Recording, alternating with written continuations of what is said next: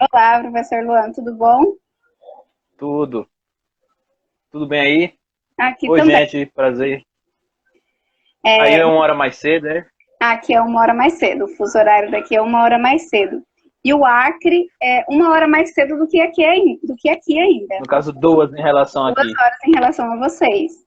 Então, isso gera muita. Uhum. Assistir TV aqui é uma comédia, porque É uma gente, aventura. assistir jogo ao vivo, essas coisas, geralmente sempre dá alguma coisa errada, porque os horários não batem. Mas Uhum. vamos apresentar para as nossas turmas aqui. Pode começar se apresentando. Oi, gente, boa noite. O meu nome é Luan Moraes dos Santos. Olha, Sabrina. Eu sou professor de História no estado de Alagoas, escola particular também, aqui no Complexo Educacional Agostiniano. Sou graduado em História pela Universidade Estadual de Alagoas. Olha o sotaque. Sou mestrado em História pela Universidade Federal de Alagoas e criei uma página pessoal aqui, uma página para publicar memes, já que as minhas aulas sempre foram com memes. Muito do meu método é com memes. Muitos dos meus métodos são baseados em memes. Então, quem tiver interesse da galera que já está por aí, pode me seguir, Luan Moraes História, né? Assim como a professora Tatiele. Eu publico memes, esquemas, alguns vídeos, o que vai dando na telha, né? Naquele momento ali, os insights, né? Como a gente costuma falar muito em ciências humanas. É, eu sou a Tatiele Moraes também. O meu nome é um pouquinho maior. Eu me chamo Tatiele Aparecida Pinto Flores Moraes. O nome da pessoa não é pequeno. Me formei, me formei em 2015 em História pela Unopar. Moro em Rondônia. Sou rondoniense. Na região norte, poucas pessoas conhecem, muitos confundem com Roraima. Não é Roraima, tá, gente? Aqui é Rondônia, capital Porto Velho. Roraima é outro estado, as pessoas confundem muito. Rondônia é um Uhum. estado novo. Rondônia é um estado que tem aí 80 anos apenas como estado. Ele é um estado, assim, como território e estado, é um estado muito novo. Sou pós-graduada em História Regional pela FAP aqui de Rondônia. Comecei o mestrado, mas confesso que acabei desanimando, porque é puxado, é cansativo. Uhum. Mas pretendo voltar a fazer o mestrado novamente. Vamos com fé. A minha página, ela foca em um pouquinho de tudo, em história, em dicas para redação, em memes, gosto muito de trabalhar memes. Os meninos que já estudaram comigo, ou que estudam comigo ainda, sabem que eu gosto bastante dessa coisa de fazer essa linkagem, né, entre memes e o passado e o presente usando memes, né? É muito importante porque os jovens só aprendem de acordo com a linguagem deles, né? Eles não aprendem de outra maneira. Gosto muito de dar ideias para as redações. Fico todo ano com os meus estudantes, eu faço isso, eu jogo prováveis temas para ver se eu consigo acertar. Eu adoro essa parte de, de ver o que pode cair, o que eu vejo assim, que está mais no auge para poder falar. Eu posto mais esquemas nos stories, mas a página também traz curiosidades. A página é muito nova, a página tem apenas 1 ano, mas cresceu assim de uma forma que eu não esperava. Hoje nós já somos mais de 16 mil inscritos. Obrigada, gente. Vocês são maravilhosos. E a página é para isso, é para divertir e para trazer informação também.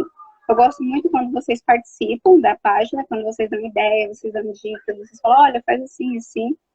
Eu trabalho na rede estadual de ensino, eu sou professora da rede estadual, trabalhei na escola Fundação Bradesco, no começo, quando eu comecei a lecionar, mas hoje eu estou só na rede estadual. Não sei como está em Alagoas, professor, mas aqui a gente está sofrendo bastante com esse sistema EAD. Os estudantes Aqui ainda não, também. os estudantes não se adaptaram muito bem ainda, né? Eles são receptivos, mas ainda não conseguiram se adaptar tão bem. Não, que era esperado deles, né? Muita coisa é esperada deles, mas foi jogado no colo deles, aqui pelo menos. Eu não sei se aí é diferente. É. Mesma coisa, mesmo contexto, mesmos problemas. Aluno que não tem internet, é você passar a atividade em estilo EAD e só dois responderem. É nesse estilo. Sim. E a gente não pode nem julgá-los, né? Porque, igual eu falei, eu comentei no post que eu fiz hoje, não tenho nada contra. O meu ensino superior foi EAD. Só que eu sei o quanto que eu, adulta, sofri para poder... Eu sou adulta, eu que pagava a faculdade, eu estudei, eu gosto muito de ler, então eu já tinha um hábito de leitura, então facilitou muito para mim, porque o EAD é basicamente leitura. E assim, eu vi o quanto que eu sofri. E hoje foi jogado no colo desses meninos sem dar nenhum suporte para eles. Aí querem que eles leiam, que eles respondam, que eles façam tudo.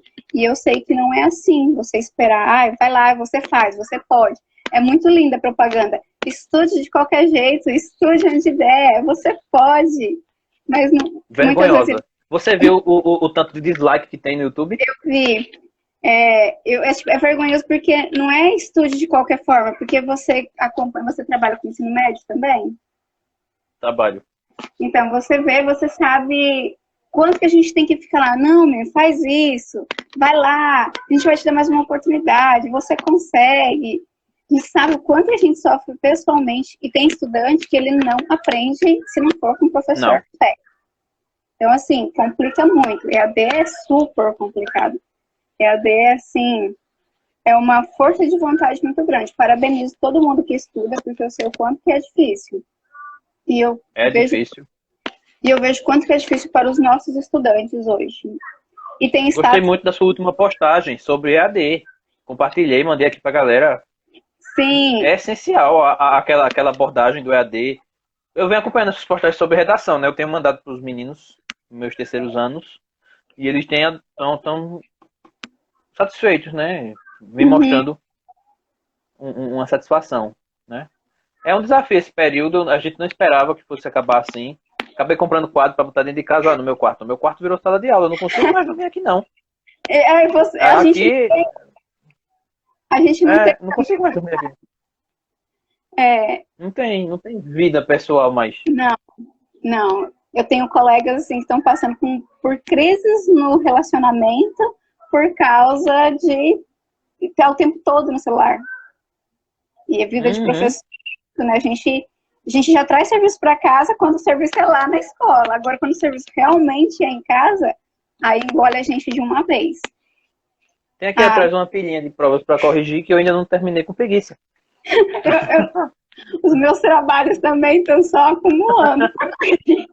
Eu falei, mas eu não sei por que na minha cabeça não entra para me passar tudo online para os meninos. Quando eu estou em aula, eu passo sempre algo escrito para eles escreverem, para eu poder ler, para corrigir. Em vez de passar só de marcar X para ser bem mais fácil, não, eu vou lá, eu tenho que ler. Porque eu vejo assim... Eu gosto que eles desenhem, que usem a imaginação. Sim, é porque agora a história, ela tem muito disso. O meu ponto de vista, ele não tem que ser absoluto na história. Talvez o menino entendeu o conteúdo, mas o ponto de vista dele é um pouco diferente. Não fugindo daquilo, mas é um ponto de vista válido também. Eu falo para eles que o ponto de vista deles também é muito válido. Hoje a gente vai falar de Revolução Industrial, né? A gente tem marcado para começar às 7h30, mas entrou... A internet tá tranquila aí, né? Aqui não tá dando travamento, não. Aqui, graças a Deus, também tá tranquilo. Então, a Revolução Industrial ela corresponde a um processo, né, que é caracterizado pelo grande desenvolvimento tecnológico, iniciado na Europa, e posteriormente se espalha para o mundo, provocando inúmeras e profundas transformações econômicas e sociais. Essa é a síntese básica do que é a Revolução Industrial. Pode falar. Há uma questão muito grande que da Revolução Industrial, que ela acontece na Inglaterra basicamente por causa da Revolução Inglesa, né? Vale lembrar muito isso, vale lembrar que essa transformação veio na indústria, mas ela acontece derivada de outra revolução que tinha acabado de acontecer ali na Inglaterra, né? Ela vem ali aquela crise dos cercamentos, Revolução Gloriosa, a burguesia, a ascensão ao poder, né? A República Puritana, né? Aquele período ali foi bem interessante, porque tem a publicação dos atos de navegação, que vão dar o domínio do mar, né, para a Inglaterra. Os produtos ingleses só vão poder circular em navios ingleses. Vai meio que quebrar a concorrência, né? Então eles não vão estar mais alugando navios, eles vão poder usar os navios e vão aumentar a sua frota. Isso é importante de se pensar. Sim, e vale lembrar também que outro muito importante aí também são os cercamentos, que apesar de começar no século XVI, o auge dele é no século XVIII, né? E é ele que traz essas mãos de obras mais baratas para a Inglaterra.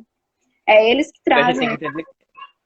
entender. Para quem não está ligado nesse processo, quem está acompanhando aí, esse processo de cercamento é a expropriação da terra dos camponeses, Sim, expulsa eles e entrega a terra para quem pode plantar algodão em grande escala. Entrega para o é. rico, expulsa os pobres, bota eles para fora e entrega para quem pode plantar, né? E esses camponeses que foram expulsos vão constituir um contingente de mão de obra disponível para a Revolução Industrial. Se tem muita mão de obra disponível, o salário vai lá embaixo, então é lucrativo você ter.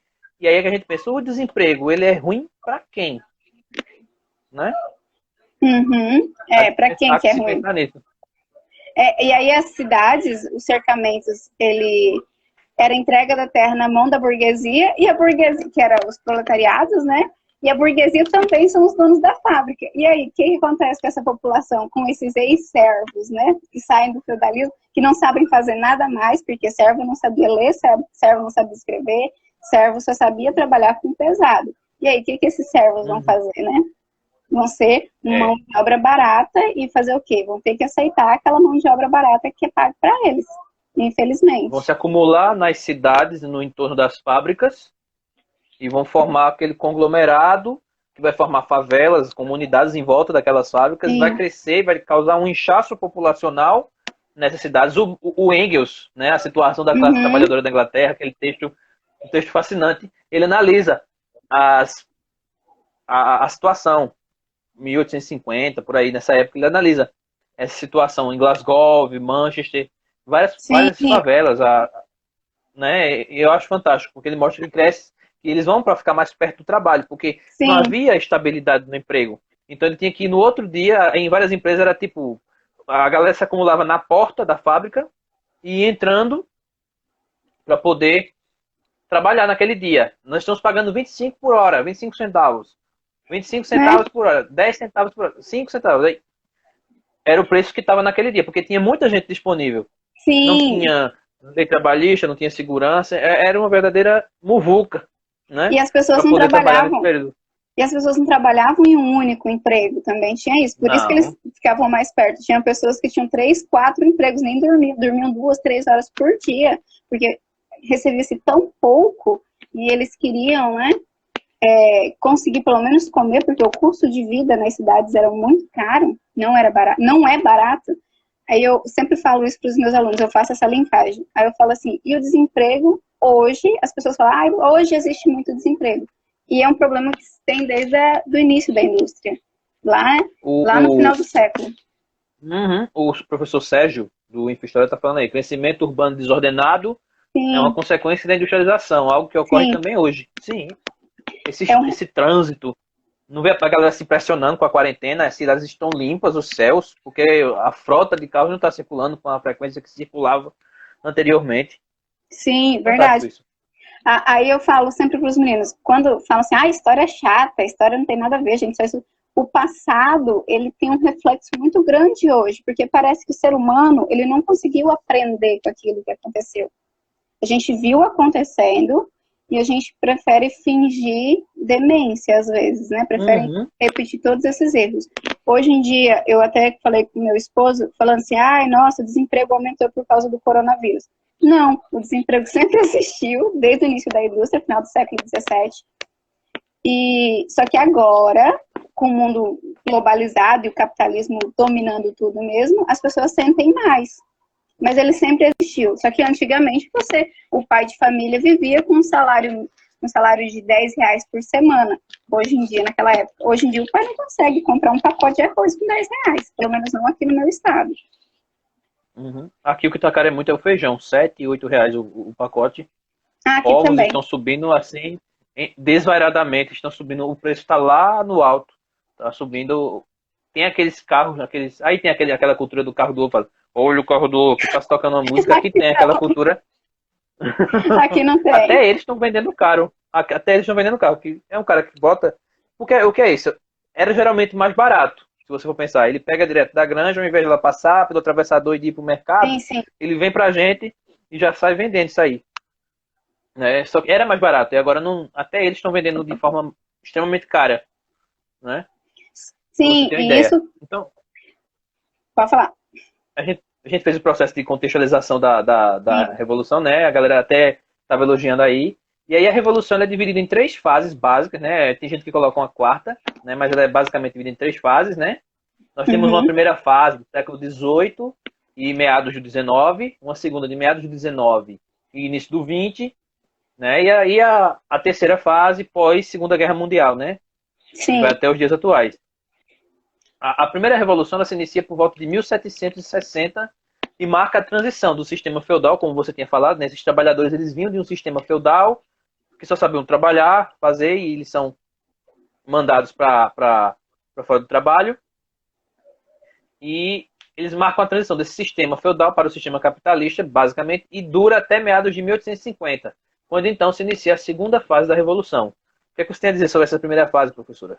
A primeira fase, ela é um marco nas nossas divisões de classe, né? Para nós, o nosso Uhum, sistema de divisão de classe moderno, ele vem a partir dessa primeira revolução industrial. O surgimento, sim, mais forte da sociologia, do comunismo, do socialismo, do sindicalismo, eles ganham mais poder a partir desse momento.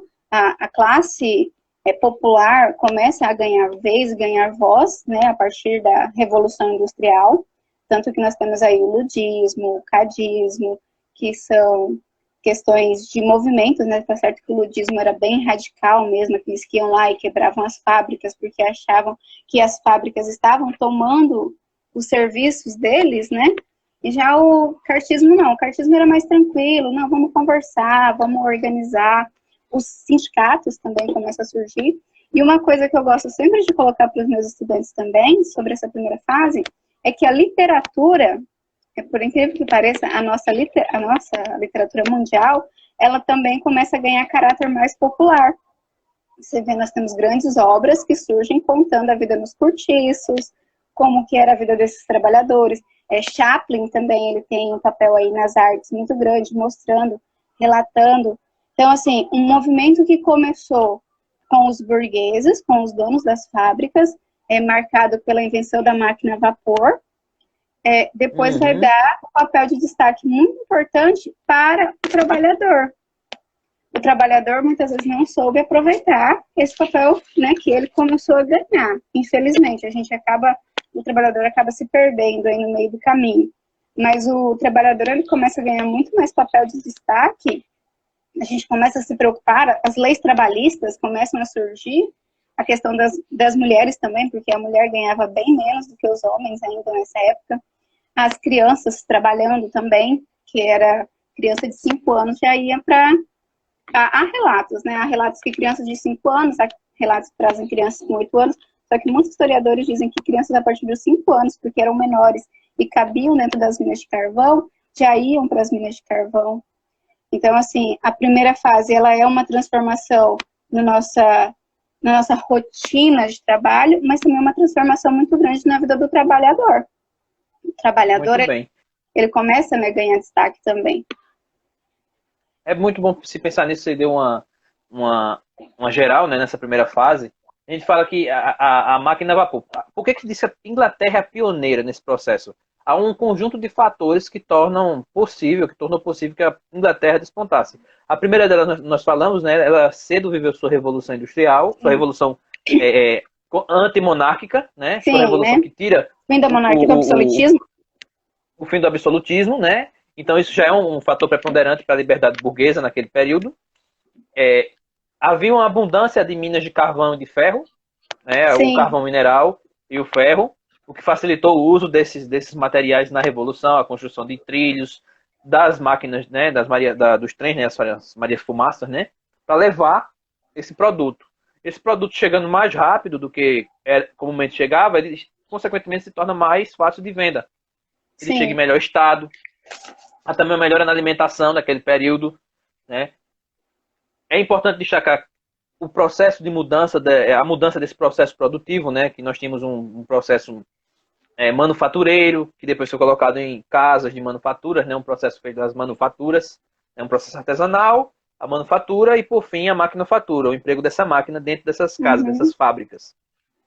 E aí vão se estabelecer novas relações de trabalho, né? O trabalhador ele deixa de ser dono do meio de produção, vamos pensar assim que quando ele é artesão, ele é dono do processo todo, ele é dono do sapato, para fazer um sapato, por exemplo, ele pega o couro, ele tira o couro, costura, coloca a sola, faz todo o processo, né, E nesse período. vale lembrar que os processos deixam de ser familiares, né? Porque as profissões É, nessa época passavam de pai para filho. O pai era era um negócio da família. o pai era marceneiro, o filho não ia ser outra, o filho não ia ser cantor, o filho também ia ser marceneiro. Isso também é quebrado com a primeira revolução industrial. Uhum. E é importante pensar nisso. Ele passa a não deter mais os meios de produção. Ele fala, tomar os meios de produção. Os meios de produção, eles passam a pertencer à burguesia. Ela passa a dominar esses meios e o trabalhador ele passa a ser dono de quê? Da força de trabalho. É O mais grande isso, esse importante, né? papel. É o mais importante. Mas A gente está infelizmente, vendo as escolas, né? As escolas, o pessoal indo para a rua, empresário, eles não estão preocupados com o trabalhador, eles estão preocupados que não está tendo trabalho e o lucro dele não está continuando. Porque aquele exatamente. empresário ele não sabe fazer metade do trabalho que os trabalhadores dele fazem. É, Ele eu, não eu, sabe. eu vi até uma questão, não é da indústria, mas também envolve o trabalhador, só para fazer um linkar aí com o atual. Uma mulher, uma senhora, né, uma empresária de São Paulo, reclamando porque a empregada dela não queria ir trabalhar por causa do Covid-19. Já era uma senhora de 62 anos e ele disse que não ia trabalhar porque não, ela tá no grupo de risco, né? E a mulher brava. Uhum. Então, tipo assim, a mão de obra é da mulher, mas ela parece que a gente não tem direito de se recusar, né, a um trabalho. Eu É. estou pensando na saúde, mas eu não posso recusar porque o meu patrão ele é dono de tudo, mas ele não sabe fazer o que eu faço. Ele não tem a mão de obra que sou eu. E é uma Uhum. questão da primeira revolução. Acho que a gente tem que pensar nessa situação também. A galera perguntando, cadê a live? Eu vou mandar aqui uma mensagem pro pessoal. Meu pessoal aqui perguntando, eu vou mandar aí pro Bora Historiar. Bora, vamos pro Bora Historiar. Oxi. Verdade, mano. Continuando. Oxi, né? Ó, vocês não estão acostumados com isso daqui, né? Oxi. Aqui tá Oxe. muito em voga. Oxi, eixe. Aqui a Tá muito... gente, aqui a gente tem gíria de tudo quanto é lugar, porque Rondônia é uma formação de vários estados diferentes. Então, Eu percebi, o seu sotaque é meio mineiro. é porque meus pais são capixaba. O meu pai é bem próximo ali. O meu pai é próximo. Ah, Então, assim, eu falo muita coisa de lá. Aí, quando eu ia falar com uhum. criança, por exemplo, eu não falava blusa de frio, eu falava capote. O negócio não estourou, ele pocou. E aí as pessoas tiravam muito sarro. Então, eu fui aprendendo a falar. Aqui fala, pocar. Botou pra pocar. Não, aqui se Olha, falar, boba cipó. aqui se falar pocar, eles acham ridículo. Falar capote, Ah, então, meu Deus. a caixa não derramou, a caixa entornou. Mas aqui eles acham estranho. Entornou. Entornou. É muito bom. Então a gente tem que pensar nesse período da primeira Revolução Industrial em termos de Inglaterra como pioneira. Olha, a Sabrina tá dizendo que não fala capote, não, viu? Aí a gente vai... Anotar. Inglaterra como pioneira, século XVIII, o processo de cercamentos é essencial porque libera mão de obra, isso causa um êxodo rural, essa galera vai se acumular nas cidades, o uso de máquinas, e aí nós já temos aquela consequência que a gente vê lá em Mulher Maravilha, né? Aquela primeira... em Maceió tem um lugar chamado Sururu de Capote, né? Oh, A Andresa tá dizendo. Sururu de Capote. Sururu é um marisco, né? sério? É tipo um mariscozinho, que é muito comum na cultura maceioense. Ele é servido com um caldinho. Hum, Tira ele da casca, né? Tem todo um processo. É bem gostoso. Aí tem uma cultura aqui em Alagoana que fala desse sururu. E aí, esse primeiro período, nós temos, nessas novas relações de trabalho, alguns conflitos, né? Sendo que você já falou quais? O cartismo e o ludismo, né? Nessa relação com o trabalhador, nem sempre eles são, nem nunca são privilegiados. E aí haviam sim. revoltas. Há uma revolta mais pacífica, que é pedindo melhores condições, né? O cartismo, escrever cartas, né? A carta do povo. E o ludismo, que é o movimento ludita, que é de destruição das máquinas. Sim. E é o movimento mais radical. Eles acreditavam que a máquina estava prejudicando, estava tirando o trabalho. Porque na verdade né? Vamos pensar hoje na agricultura.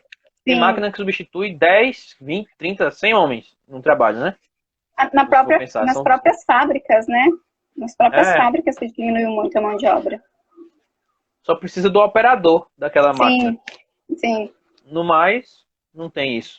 Mas Então, vale lembrar que na primeira revolução também o que é muito importante, é um marco também, é o fim da escravidão, né? O fim da escravidão. A uhum, Inglaterra briga pelo fim da escravidão, mas não porque eles são bonzinhos e eles querem, vamos acabar com a escravidão, mas pelo fato de não ter quem consumia, né? Porque escravo não consome. uhum. Se você é assalariado, você é obrigado a consumir. E também Essa, aquela coisa, quem é dono de escravo tem a despesa com o escravo. Você libertando ele, ele vai ter que ser responsável pela própria despesa. se virar Então, sozinho. tem isso também. Tem que se virar. E aí nós passamos no século XIX, dessa virada para o XIX, e tem o processo da segunda revolução, né? Você pode falar, se aí. Se já tinha A, introduzido a primeira, pode. a segunda revolução, eu acho que ela é o maior marco para nós, né? Ela se torna um marco Uhum. ainda maior da indústria do que a primeira. A primeira revolução, apesar de ser considerado industrial, nós ainda estávamos muito ligados à máquina a vapor, à manufatura ainda, apesar de não ser artesanal, mas eram as manufaturas, né? Era tudo muito feito por grandes grupos de pessoas. Já na segunda revolução industrial, nós temos aí o boom tecnológico, vamos assim dizer. Porque tecnologia é qualquer coisa que é novo, né? Mas a tecnologia, como nós conhecemos hoje, ela surge a partir da segunda revolução industrial, que é o uso do petróleo, para nós aqui em Energia Rondônia, elétrica. energia elétrica. Para nós aqui em Rondônia, nós temos o ciclo da borracha, que vai surgindo aqui também. Então, Foi importante para a região norte, né? para nós aqui na região norte, é a fase mais importante da Revolução Industrial. E aí aumenta esse consumo, as pessoas aumentam esse consumismo desenfreado também, porque você começa a ter mais acesso às coisas, e tanto que a TV vai surgir nesse período também, então você começa a ver mais. Nós tivemos também as crises, né, as grandes crises na segunda revolução industrial. Então a indústria ela vai falir também praticamente, porque são duas grandes guerras acontecendo aí, uma grande pandemia também, que foi a gripe espanhola, também surgindo. Uhum. E nós tivemos um problema muito grande, que foi o neocolonialismo, que foi feito de qualquer maneira, porque agora a Europa não tinha mais tanta matéria-prima, porque usaram praticamente tudo durante a sua primeira revolução industrial. Vamos conseguir novas matérias-primas. Vamos conseguir essas matérias-primas aonde? Na África, que já tinha sido colonizado, mas não da maneira que vai ser agora. Vai ser a retirada de mão de obra mais barata e a retirada de seus metais, seus minérios, tudo de forma muito mais barata. E levar uma cultura europeia para dentro da África. E a Ásia também, é claro. Só que eu acho que a África é bem mais impactada aí durante esse período de segunda revolução industrial. E surge também novas maneiras de trabalhar, né? Vão surgir aí o Fordismo, o Toyotismo, vão surgindo outras maneiras. O Taylorismo, que vai ser outras maneiras de como se trabalhar com essas pessoas. Porque eles viram que a revolução, as pessoas se uniram, né? O trabalhador se uniu. Então agora vamos meio que melhorar para o trabalhador, vamos meio que dar. Aqui tá tudo ainda. Aqui tá normal. Deu uma travada aí. Você travou para mim, deve ser minha internet. É. Começou a chover aqui agora, e aqui quando chove. Então, assim, vai ser meio que melhorar essa condição de trabalho, né, para poder enganar muitas vezes o trabalhador. Porque eles viram que deu muito errado lá na primeira revolução. Se uniu, o trabalhador foi, e eles viram que quem é que manda? Quem é que realmente manda nas indústrias? O trabalhador, porque não adianta você ter matéria-prima e você não ter mão de obra. E o contexto é totalmente diferente, porque a gente já tem figuras como Karl Marx pesquisando, produzindo e militando. Exatamente. Nesse período.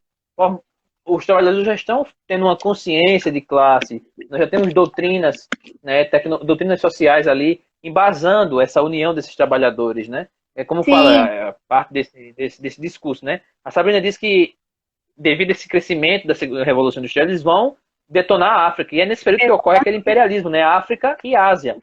Isso é muito importante se pensar. Há o uso do aço, e essa revolução se expande para vários países, Estados Unidos, Alemanha, França, Bélgica, o próprio Japão entra no contexto porque é invadido pelos americanos. Se você olhar as formações das alianças das guerras mundiais, elas começam aí. Tanto da primeira quanto da segunda, ela começa aí. Você começa a ver que os países começam a fazer uma aliança. A Alemanha começa a questionar muito por que a Inglaterra tinha tanto espaço, né? Que a Inglaterra, apesar de não ser mais a principal, ela ainda é uma das maiores. Ela continua sendo uma das maiores. A Inglaterra e a França, porque foram pioneiras, elas ganham muito mais destaque aí nesse período, né? Uhum. Vai haver uma produção em massa, e aí a gente destaca 2 métodos de produção, né? Impostos, né, pelos grandes burgueses, né? O Taylorismo e Fordismo, né? Eu fiz uma tabelinha no material que eu preparei, que eu vou disponibilizar depois na bio.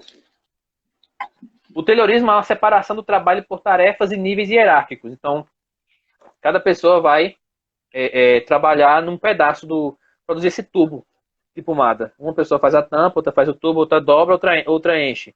Então, havia toda uma separação no processo. Há uma racionalização dessa produção, que é esse controle de tempo.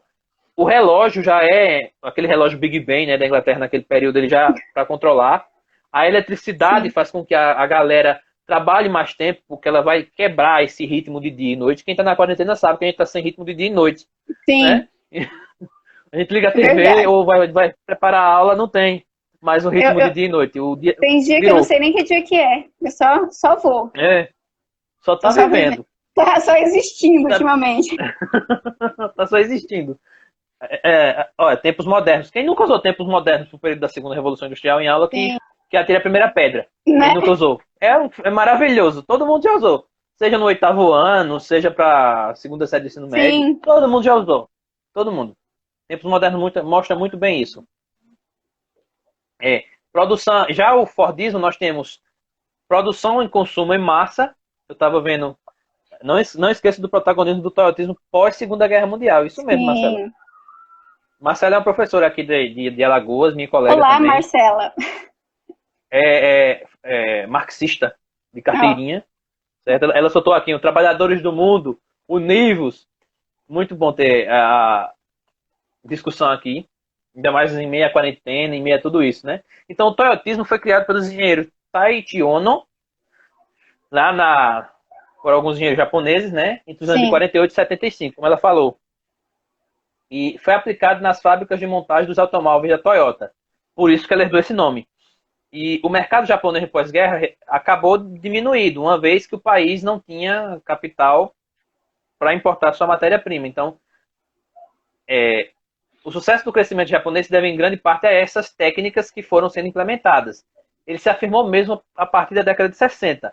E a partir daí se espalhou por empresas do mundo todo. O que é isso? Ele visava flexibilização na fabricação de produtos e foi aplicada a essa fabricação de automóveis da Toyota, tendo herdado esse nome, porque foi o primeiro experimento, né? Esse sucesso todo atraiu mais consumidores. Então, esse período é bem interessante. A questão do just in time, né, do pronto na hora, né, aquela coisa. Acho fantástico isso. Muito bem lembrado, Marcelo. Obrigado.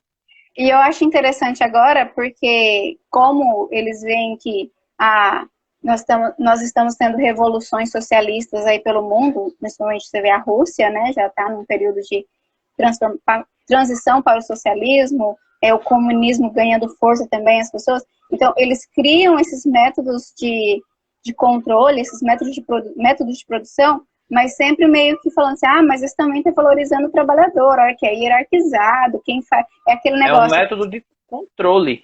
Mas é aquele negócio, se eu estou aqui foi porque eu mereci. É mais ou menos isso, você mereceu, você subiu. Você não subiu, você só aumentou seu trabalho e sua responsabilidade, mas você não subiu de cargo. Você ainda é um trabalhador, você ainda é uma mão de obra do seu patrão. Você não passa a ser dono daquilo, né? É a ilusão que tem, né? Eu estava discutindo com uma colega essa semana sobre isso, que às vezes uma pessoa que está numa posição hierárquica maior que a gente, é um trabalhador como a gente, mas porque está numa posição hierárquica maior que a nossa, essa pessoa acredita que pode humilhar quem está abaixo. Sim. Né? A gente discute muito isso, às vezes se pega falando muito disso. A Andresa, que é uma colega minha aqui de Alagoas, ela falou, o modo de vida americano também vai influenciar. Vai, porque nesse período que está acontecendo, esse boom, né, da indústria americana, Primeira Guerra Mundial, ele Sim. passa a ser o credor dos países europeus, ele A passa TV, a fornecer, né? influencia muito nesse período também. Uhum. Começa a Também vai surgir a TV, acontecer a não, crise de 29, a a rádio, rádio, a crise de 29, a crise de a crise de 29. 29, nesse Sim, período. É ali que o liberalismo morre, né? Se você for sim, pensar, o liberalismo vai até a primeira crise. até Aí ali. já começaram de novo nesse período. Ah, vamos ser liberais, livre comércio, não sei o quê. Agora na crise as empresas tudo pedindo socorro. Oxe, não são liberais, por que o governo tem que se meter? Eu também fiz isso. Nossa, o liberalismo só vai até a primeira crise bater na porta. Bateu ali, toque, toque. É. Não quero mais liberalismo. É, Ainda destacando do Fordismo, a gente tem a especialização do trabalhador, que foi comentado aqui, alguém comentou. Ele uhum, fica, o Chaplin, né, apertando parafusos, que ele fica até com uhum, trauma. Né, ele sai depois ali, mostrando o trauma de ficar numa única função. Uma rígida padronização, a produção padronizada e uma linha de montagem. Eu lembro do meu comentário que chama Nós que aqui estamos, por vós esperamos, acho que é sim, clássico também. sim. E tem lá, o cara produziu um carro, mas nunca teve um, né? Ele produzia Ford T, É, mas nunca teve um Ford T. eu acho Acho que que essa é a visão. acho que o professor Oi? de história que nunca assistiu esse documentário tá no curso errado. É. É esse aquele filme Narradores de Javé, né? Não tá no curso certo, não. Se não tiver Nossa, feito isso amo os aí. narradores de Javé. Amo. É. Clássico. Eu tinha um Sim. professor que só passava ele. Todo semestre só passava ele. Era enrolando, mas só passava ele. Mas não, é muito bom aquele filme, eu rachei com ele. É. Mais uma contribuição aqui de Marcelo. A organização científica da produção tem como gatilho a luta de classe trabalhadora no final do século XIX e início do XX. Surge os direitos trabalhistas e a transformação da mais-valia. Sim, os direitos trabalhistas, eu ia tocar nesse ponto agora. Surgem os direitos trabalhistas, né? As pessoas começam, e surgem muito as críticas ao comunismo a partir daí. A partir do momento que, porque o comunismo, as pessoas, ai gente, eu tenho vontade de dar um tapa na pessoa que fala pra mim assim, o comunismo, ele vem pra afundar o mundo, que ele quer tomar tudo que é seu. Eu prefiro, gente, aí um estudante me questionou, né, uma vez, professora, se a senhora é comunista, por que a senhora tem celular? Por que a senhora, por que a sua irmã tem um iPhone? Eu falei, gente, eu nunca li um livro de Marx que ele dizia assim, olha, não tenha iPhone. Pelo contrário, se eu produzo, eu tenho o direito de ter.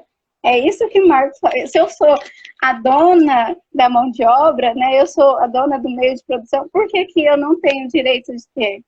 É exatamente o contrário. E aí que surge essa questão do comunismo é o vilão do mundo. É a partir dos direitos trabalhistas. Direitos trabalhistas aqui no Brasil, né? Aqui no Brasil a gente tem a indústria em dois momentos importantes, né? A indústria antes de Getúlio, naquele período que tem a grande greve de 1917, Sim. Né? Que ela entra como um marco histórico. Mas nesse período havia um medo dessa junção, né? Portanto, eu vejo muito esse medo desse período da Primeira República muito parecido com Canudos, né? De se juntar um grupo, de começar a ficar a existir ali sem depender do governo, de desafiar mesmo o poder instituído pelo governo. Os direitos trabalhistas eles são garantias e proteções dadas ao trabalhador. E eles não vieram da noite para o dia. No início não existia direito trabalhista na indústria. Aqui no Brasil, esse direito está reunido na CLT, né? No que nós chamamos de Consolidação das Leis do Trabalho. É 43, né, se não me engano, a publicação dela. Vargas, quando ele está ali quase saindo ali, ele resolve criar um... A Carteira de Trabalho e Previdência Social, que a gente usa até hoje, é o direito de todos os trabalhadores e é um documento obrigatório para o desempenho de qualquer emprego. Na carteira devem constar todas as atuações, anotações sobre a vida profissional, data de contratação, admissão e data de demissão, além de salário e função. O documento pode ser recolhido pelo empregador para fazer anotações, e mais deve ser devolvido em no máximo 48 horas, só que existem exceções, viu? Muitas. O velho jeitinho brasileiro. Ai, a jornada de trabalho aqui no Brasil permitida é de 44 horas por semana. Também é professores, né?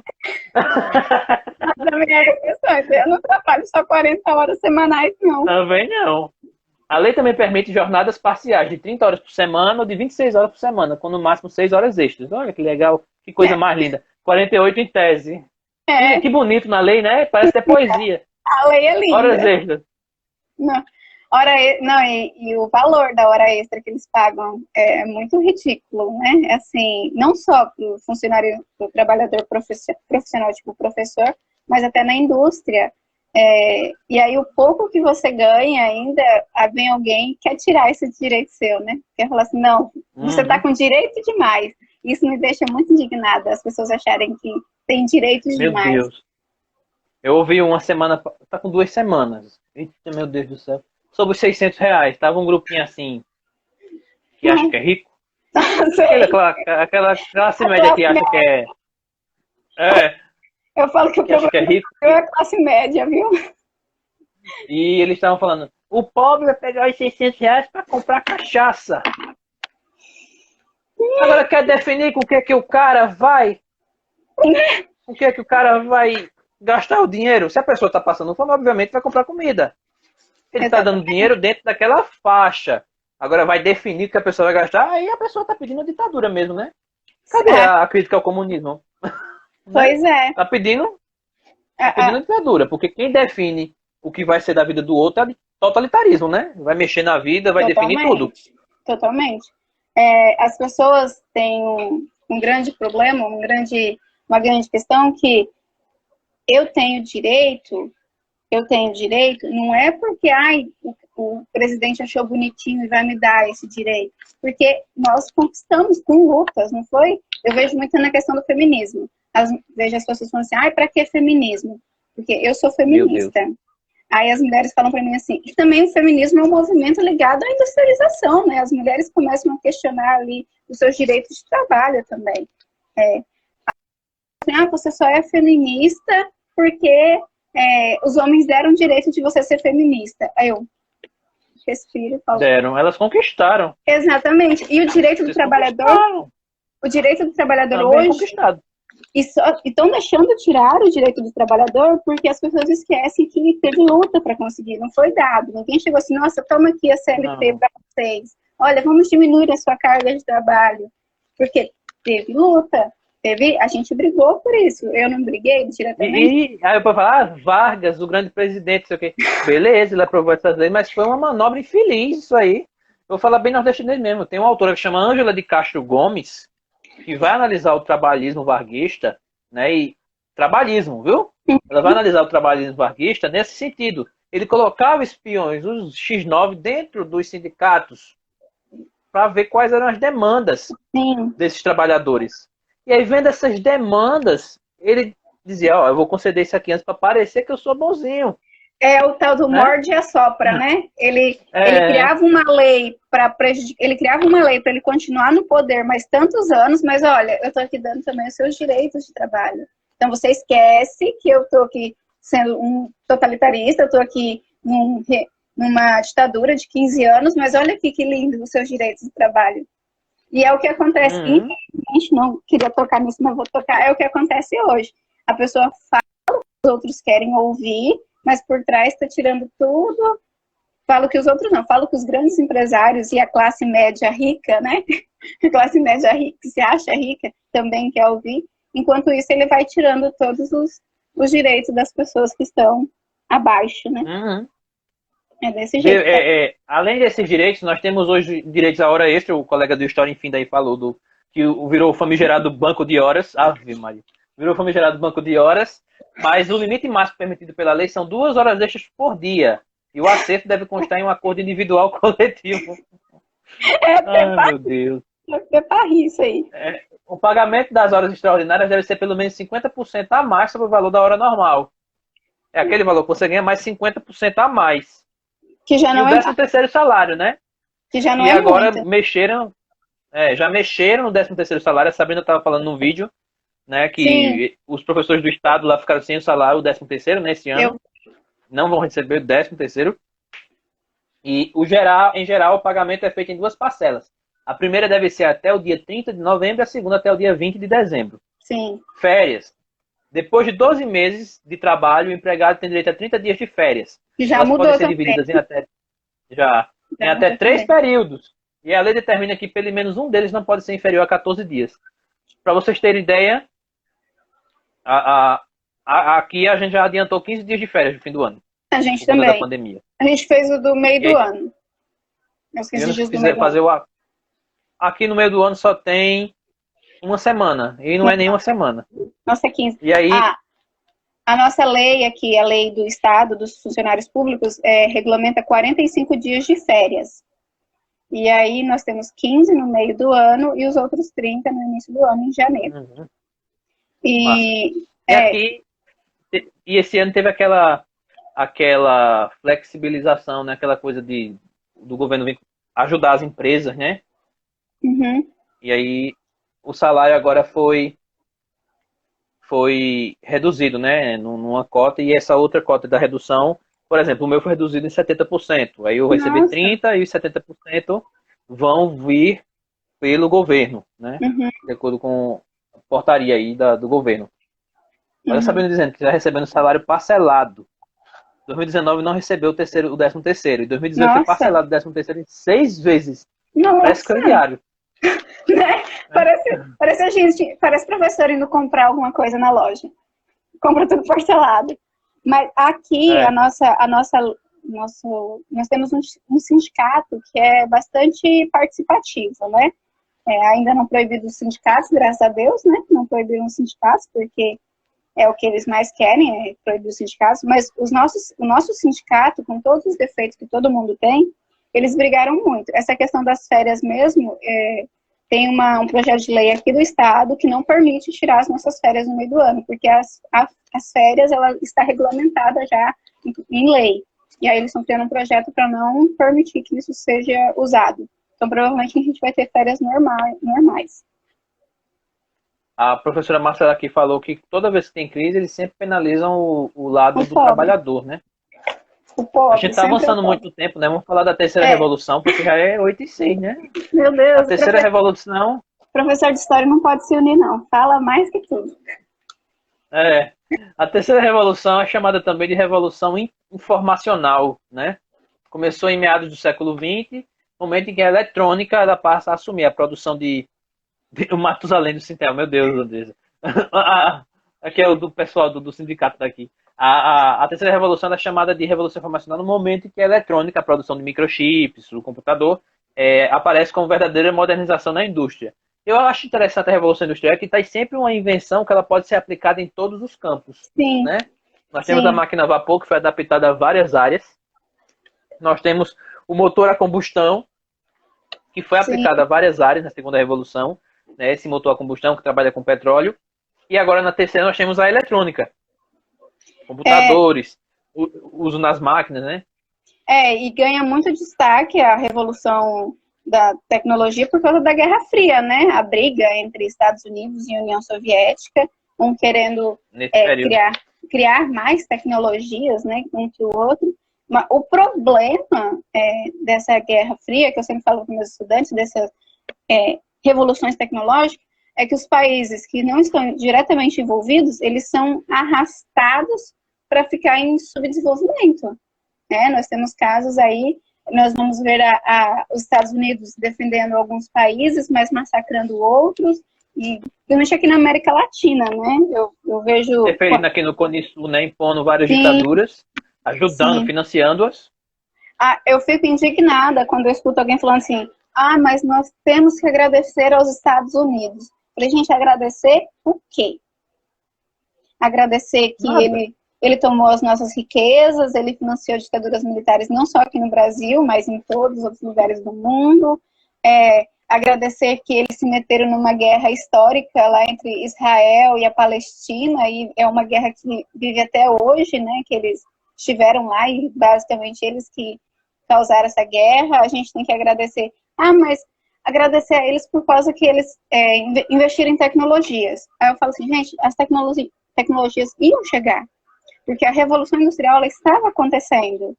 Uma hora ou outra, talvez um pouquinho mais atrasado, mas ia ter esse desenvolvimento, era algo necessário. Muita gente fala, vai para Cuba, daqui a pouco vão mandar mensagem pra gente aqui, mandando a gente para Cuba, viu? Ai, quero!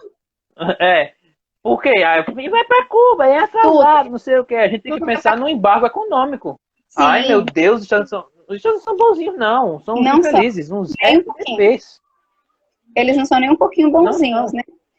Até que ele enriquece, ele vai enriquecer, ele vai se tornar potência mundial, se aproveitando nessa terceira revolução industrial da exploração das mãos de obra das outras. Mas eles acabaram com o imperialismo e o colonialismo, neocolonialismo na África. Não, eles só mudaram de mão. Eles tiraram da Europa, que estava falida. Não, nós vamos cuidar aqui agora de vocês. Mas vai funcionar quase do mesmo jeito. Aqui no Brasil. Pode falar. Aqui no Brasil, como é que fica a terceira revolução industrial? Como a gente sabe, né, no período que está vivendo, no Brasil tinha a lei de remessas aqui de lucro, né? Lei que impedia que tecnologia de fora entrasse no Brasil. O Brasil tem que produzir. E aí havia uma disparidade. Eu gosto muito de canais de videogame que eles abordam isso. Eu sou muito nerd aqui, né? E aí eu gosto muito de canais de videogame, de game, né? E aí eu gosto muito de ver essa história de como eles chegaram aqui. Sempre que o lançamento já tinha sido feito no Japão e nos Estados Unidos, chegava no Brasil 10 anos depois, né? 4, 5 anos depois, né? Ou quando não tinha a versão pirata, né? Para você ter ideia. Então, aqui no Brasil é assim, o caso clássico o caso clássico do pirata aqui no Brasil é o PlayStation 2, né? Que fez o maior sucesso, só que só chegou oficialmente em 2009. Né?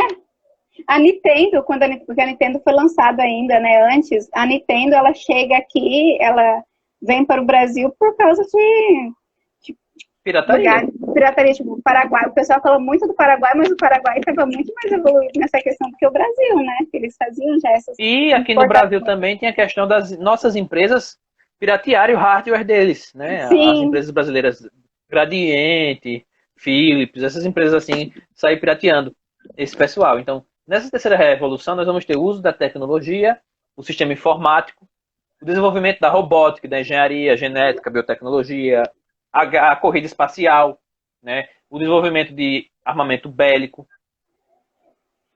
A professora está falando, os próprios animes vieram para catar. Claro, o Brasil sempre, nessa questão, está bem atrasado. Os animes, hoje a gente vê uma disparidade menor. Sim, né, mas os animes eles ganham poder aqui no Brasil praticamente nos anos 2000, basicamente. Os animes eles ganham essa fama toda. É mais essa geração que a gente dá aula hoje que conhece os animes e a gente acaba conhecendo por causa deles, mas na nossa época nem se falava. Na minha época, eu tenho que fazer 30 anos esse ano, nem se falava em anime. A gente assistia Dragon Ball achando que era só mais um desenho que vinha dos Estados Unidos. Olha aí como era tão louco. Eles tomavam conta de tudo e a gente pensava que as coisas vinham deles. Então essa revolução industrial, ela aqui no Brasil, a terceira revolução é muito importante se pensar. Há uma aceleração da economia capitalista, geração de emprego, um aumento da consciência ambiental, consolidação do capitalismo financeiro. Dessa vez os bancos eles já estão dominando tudo. Né? Tanto que você vê, já tem que socorrer os bancos na crise. Rapidinho transfere de renda para o banco, porque o banco controla, o banco financia o candidato, o banco manda no candidato. O ministro da Economia é ligado a bancos. Então a gente tem isso. Há uma terceirização da economia, uma expansão dessas empresas em solo multinacional. Elas começam a explorar essa mão de obra. Eu gosto muito de Hannah Arendt falando disso, né? Ela vai falar que há uma mão de obra supérflua que vai sobrando e eles vão transferindo para os outros países. E esse capital aí pode explorar as condições desses países. Isso é importante se falar. Fala-se muito de energia atômica. Né? As multinacionais. Energia atômica. As multinacionais, essas empresas que vão explorar isso. Energia atômica. Então, a utilização de várias fontes de energia, inclusive menos poluentes, a gente está vivendo isso. Esses celulares que vão saindo, essas revoluções celulares, são frutos dessa terceira revolução. Sim. Que a gente está vivendo agora. A medicina, a terceira revolução industrial também ela é muito ligada à área da medicina, né? Vão surgir medicamentos, surge a morfina, começa a ser produzida em massa, né? Os antibióticos começam a surgir. Eu acho que o marco assim, principal da nossa revolução, dessa terceira revolução industrial, é mais na área médica, mais do que até a própria internet, tudo. Nós temos aí a clonagem da ovelha Dolly, né? Ela é um marco, é uma questão da revolução, dessa nova revolução industrial, dessas novas Uhum. tecnologias. Eu acho que esses adolescentes hoje que essa geração dos anos 2000, acho que nem lembra da comoção mundial que foi a criação da ovelha Dolly, né? Da ovelhinha clonada Eu não lá. lembro, não. Eu não sou desse período. Oh, não, nós não somos dessa época, né? Mas assim, eu acho que a terceira revolução industrial, as pessoas estão tão ligadas nas tecnologias e esquece que todo o resto do mundo evoluiu também. Enquanto a primeira e a segunda ficaram mais nessa questão das indústrias mesmos, né? Você pode ver que na primeira foi o motor a vapor, na segunda o motor a combustão, mais ligado à industrialização, agora, à eletricidade e tal.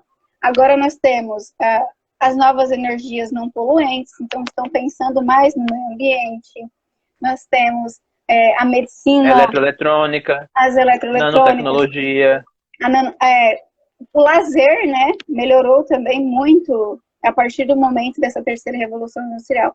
Porque, sinceramente, o que seriam desses jovens hoje, nessa pandemia, sem um videogame? Tudo vem na terceira revolução Sem o industrial. celular, né? Sem o Sem o joguinho, sei celular. lá, sem o famoso, sem o Free Fire, sem o Fortnitezinho, né? Eu Pra tentar sobreviver. falei com os meus estudantes assim, eles reclamando, eu falei, gente, vocês já analisaram que em 1918 nós tivemos aí o início de uma pandemia e os estudantes dessa época simplesmente tiveram que parar de estudar? Eu sei que é muito difícil, eu sei que é complicado, mas hoje em dia, graças a essas revoluções industriais, nós temos mais oportunidades, assim, vamos assim dizer. Difícil é para todo mundo, não tá fácil, mas com um jeitinho a gente consegue melhorar. Tem duas opiniões interessantes, né? Que o professor Evaldo está dizendo que o Brasil passa a comprar essa cultura americana a partir dos anos 40, sim, nesse período dessa terceira revolução. E, embora consuma o produto da terceira revolução, ele não produz Não, diretamente esse produto. Não mesmo. Ele e não vai até produzir hoje, diretamente esse produto. A ideia dos militares era que o Brasil despontasse na produção, né? Só que só não ficou na tinha ideia, uma né? tecnologia avançada aqui no Brasil para isso. Não Só tinha ficou na essa ideia. galera. Só ficou na ideia, né? Fechar o país para a chegada desses produtos. Acho que a gente Né? pode finalizar, né? Que o tempo está acabando. A gente agradece a Exatamente. presença da galera. Eu vou deixar o material disponível na minha bio. Eu vou É, tentar pegar essa live, baixar ela e disponibilizar. Você deixa vou aqui ao deixar final, viu? Que salvo, vai ficar disponível no seu. Você vou deixa deixar salvo salvo. aí. Agradeço a todo mundo que participou, que mandou perguntas, que deu a sua opinião. Eu acho que nesse momento agora, o mundo... Eu falava para os meus estudantes no ano passado, falei, gente, o mundo ele precisa de uma crise. O mundo ele precisa de algo assim extraordinário. Historicamente falando, as evoluções elas só começam a partir de grandes crises, né? Você vê as revoluções, todas elas. Aí eles, professora, a senhora é louca. Eu falei assim, não, a partir de agora vocês vão ver como nós vamos ter uma nova revolução industrial, uma nova forma de ver a vida, novas ideologias Uhum. surgindo, porque as pessoas agora, elas precisam procurar um jeito. A gente precisa encontrar um jeito. A Revolução Industrial, ela só aconteceu porque a gente precisava encontrar um jeito. Eu agradeço pela oportunidade, Tatiele, foi muito bom. Eu vou disponibilizar aqui para o público de Alagoas, né, a live. Acho que a minha galera não viu tudo. Muita gente perguntou, porque só apareceu no seu, né? Pelo visto. Uhum. E aí eu vou disponibilizar e vou continuar postando, né?